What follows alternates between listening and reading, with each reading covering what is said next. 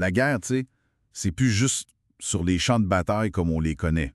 Aujourd'hui, les microprocesseurs, les données, même notre perception des choses, là, c'est devenu des armes. Exactement. Aujourd'hui, on va jaser d'extraits d'un document assez frappant.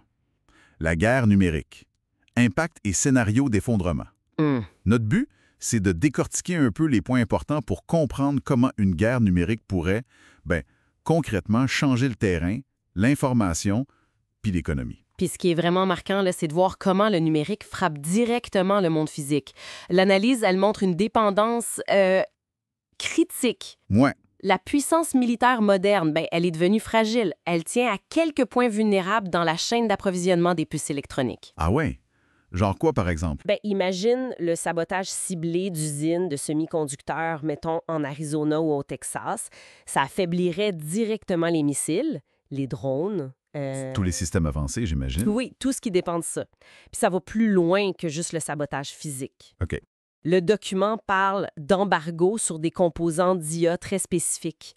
Ça pourrait paralyser des industries de défense régionales au complet. C'est fou. L'analyse veut jusqu'à imaginer des États comme le Texas ou la Californie qui développeraient leurs propres capacités technomilitaires. C'est ça. L'un s'alliant avec, mettons, Texas Instruments, puis l'autre avec Google ou Palantir, ça redéfinit complètement la géopolitique, même à l'intérieur d'un pays. Incroyable. Absolument. Puis sur le terrain même, pense aux communications. C'est pas juste brouiller un réseau satellite comme Starlink, là. Non. Quoi d'autre? L'analyse parle de deepfake tactique, c'est-à-dire des fausses vidéos ou des faux messages audio qui montrent des mouvements ennemis qui n'existent pas ou des ordres bidons, Ah là là. projetés directement sur les terminaux des soldats en temps réel. Directement sur leurs écrans. Wow. Ou pire, la voix clonée d'un général qui ordonne une reddition. L'impact matériel, il est immédiat. C'est énorme, juste ça, comme impact matériel.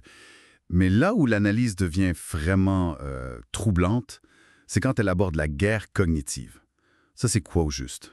C'est là que le document suggère que la déstabilisation la plus profonde pourrait arriver. C'est plus juste la désinformation classique, tu sais. D'accord. C'est la militarisation de la subjectivité elle-même. On décrit des IA génératives conçues pas juste pour mentir, mais pour créer automatiquement des réalités alternatives, personnalisées puis contradictoires pour différents groupes. Attends, personnalisé. Donc, chacun reçoit sa propre version de la réalité, conçue par un adversaire. Est-ce que l'analyse donne des exemples concrets? Oui, elle évoque l'utilisation d'apps virales en genre TikTok pour diffuser de faux ordres de mobilisation, par exemple. Oh non. Ou le clonage de voix de dirigeants, le document mentionne celle de Biden, pour donner des ordres illégitimes qui sèment le chaos total. OK. Mais le point le plus fondamental, c'est l'idée d'attaque IA contre l'histoire elle-même, contre les croyances de base pour miner la confiance envers toute autorité scientifique, militaire, gouvernementale. Le but serait de rendre une réalité commune impossible, en fait. Exactement. Que plus personne sache à quoi se fier. Puis cette érosion de la confiance, cette fragmentation de la réalité, j'imagine que l'analyse fait le lien direct avec des conséquences économiques. Tout à fait. C'est une conséquence immédiate puis dévastatrice, potentiellement. On parle de secteurs clés, l'automobile, l'aéronautique, même la santé paralysée. Comment ça? Soit par manque de puces jugées fiables, parce que qui va faire confiance à une puce qui pourrait être compromise, soit par des cyberattaques directes sur les systèmes de production ou de logistique. Et les investisseurs dans tout ça? Ils fuiraient vers des zones perçues comme technostables, peut-être l'Inde ou l'Europe du Nord, comme le suggère l'analyse. Le document va même jusqu'à soulever un risque de dédollarisation accélérée si la confiance dans la stabilité numérique américaine s'effondre. C'est sérieux. Très sérieux. On verrait peut-être apparaître des crypto-monnaies régionales souveraines. Imagine un Texcoin contre une Pacific Chain, des monnaies numériques locales qui remplacent le dollar. Une fragmentation économique majeure, donc. C'est ça. Puis ça pourrait mener à des blocs technopolitiques quasi autonomes. L'analyse esquisse un scénario, mettons, Californie-Pacifique, plus tourné vers l'Asie, contre un bloc Texas-Appalaches, centré sur l'énergie puis le militaire. Ça remettrait même en question le modèle des GAFAM, des géants de la tech. Oui, avec des nationalisations forcées possibles, si chaque bloc veut contrôler ses propres outils numériques stratégiques. Devant un portrait aussi sombre, est-ce que l'analyse propose des issues, des scénarios d'avenir possibles? Le document présente un éventail de possibilités. C'est un peu plus nuancé qu'un effondrement total et simple.